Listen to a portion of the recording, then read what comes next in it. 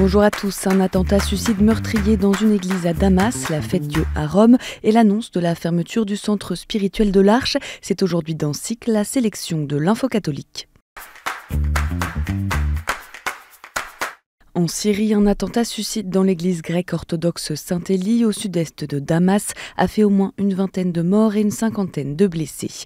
L'explosion du kamikaze, qui a eu lieu ce dimanche au cours de la divine liturgie du soir, a été précédée de tirs meurtriers sur les fidèles.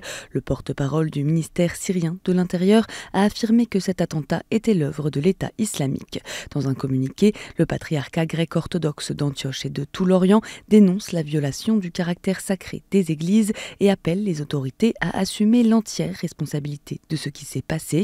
L'œuvre d'Orient a également réagi en rappelant qu'assurer la sécurité de toutes les communautés religieuses est un élément indispensable pour la reconstruction du pays. Les évêques orthodoxes de France ont aussi condamné avec la plus grande fermeté cet attentat où de nouveaux martyrs de la foi sont tombés et ont réaffirmé leur soutien aux chrétiens syriens pour que chacun ait le droit de vivre en paix dans une citoyenneté respectueuse de leurs droits fondamentaux, de leurs libertés essentielles, de culte et autres. Que la diplomazia faccia tacere le armi. Ce dimanche, quelques heures après le bombardement de 3 sites nucléaires en Iran par les États-Unis, le pape a lancé un vibrant appel à la désescalade au Proche-Orient devant les milliers de fidèles rassemblés place Saint-Pierre pour la prière de l'Angélus.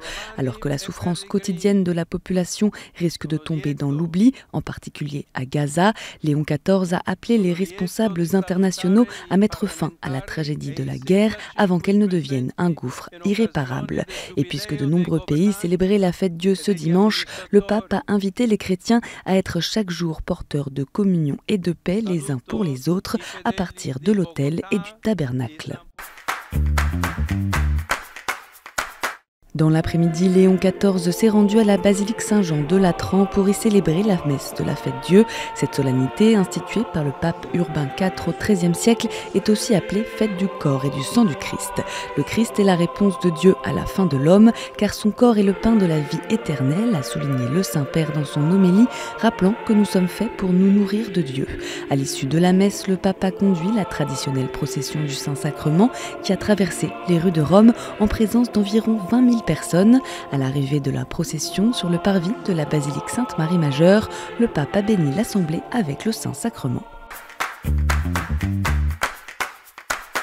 La ferme de Trolly va fermer ses portes fin juillet, a annoncé l'Arche début juin à ses membres, une décision rendue publique ce lundi. Situé dans l'Oise, le centre spirituel proposait des retraites et formations, mais il fut aussi le lieu de nombreux abus sexuels et spirituels commis par le fondateur de l'Arche, Jean Vanier, et le père Thomas Philippe qui en fut l'aumônier.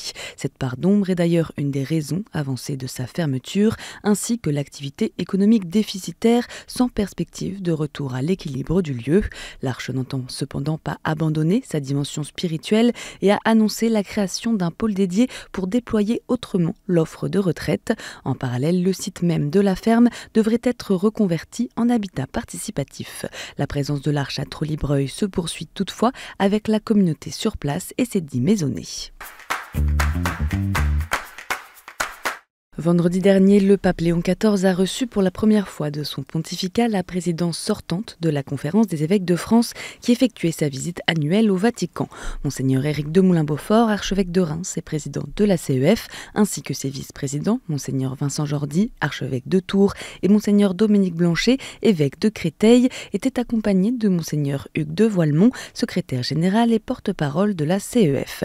Ils ont pu échanger en français pendant 1 heure dans la bibliothèque privée du Saint-Père. Ont été évoqués des sujets ayant marqué les 6 années de leur mandat, en particulier la remise du rapport de la SIAZ et la lutte contre les abus, l'écologie, la reconstruction de Notre-Dame de Paris, la liturgie traditionnaliste ou encore l'augmentation du nombre de catéchumènes en France. La création d'une commission nationale indépendante sur les abus sexuels en Pologne, annoncée en mars 2023, a été reportée. La conférence épiscopale a pris la décision le 12 juin, lors de l'assemblée plénière des évêques à Katowice, de retirer la supervision de l'équipe à l'archevêque Monseigneur Wojciech Polak, primat de Pologne, et d'examiner les travaux et le fonctionnement de la commission. Monseigneur Artur Ważny, évêque de Sosnowiec, a contesté cette décision dans la presse polonaise mardi dernier. « Je suis surpris, amer amer et triste. J'espérais que la commission pourrait être créée d'ici la fin de l'année. La conférence épiscopale polonaise est en pleine crise quant à sa gestion des affaires d'abus sexuels, notamment mises en cause par le pape François qui avait exigé une tolérance zéro.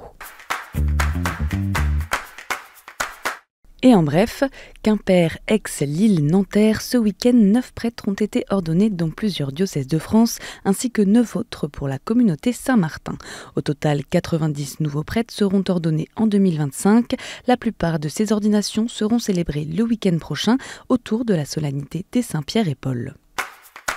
Du 15 au 18 juin, les secrétaires généraux des conférences épiscopales de 29 pays européens étaient à Istanbul pour une rencontre du Conseil des conférences épiscopales d'Europe. Cette réunion a notamment été marquée par une rencontre avec le patriarche Bartholomée et une visite à Nicée à l'occasion des 1700 ans du premier concile œcuménique. La commission d'enquête indépendante sur les violences sexuelles et physiques commises à Notre-Dame de Bétharram a ouvert ce lundi un appel à témoignages. Elle appelle les personnes victimes et toutes les personnes disposant d'informations à remplir un formulaire en ligne sur commission.betharram.ifjd.org/témoignages.